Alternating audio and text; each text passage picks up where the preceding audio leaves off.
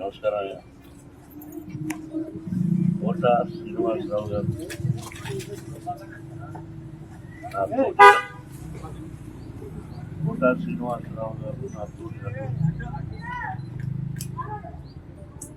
ఆయన అకాల మరణం చెందిన రోజున నేను హైదరాబాద్ లేదు, దాదాపు ఒక 1000 మైళ్ళ దూరంలో ఉన్నాను. అది తెలిసి దిగ్భ్రాంతి చెందాను. అంటే కన్నప్ప సినిమా రిలీజ్ అయిన రోజున ఫోన్ చేసి, ఏమయ్యా చాలా బాగుందంట, ఒకసారి ఏమయ్యా అనుకుంటున్నా, మోహన్ బాబు గారు మిమ్మల్ని ఏమయ్యా అన్న పర్వాలేదా అంటుంటారు.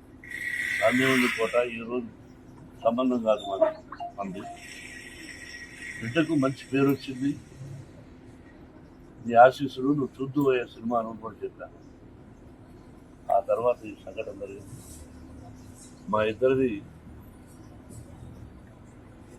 1987 1987 సంవత్సరంలో వీరప్రతాప్ అనే సినిమా నేను చేశాను, విఠలాచార్య గారి దర్శకత్వంలో.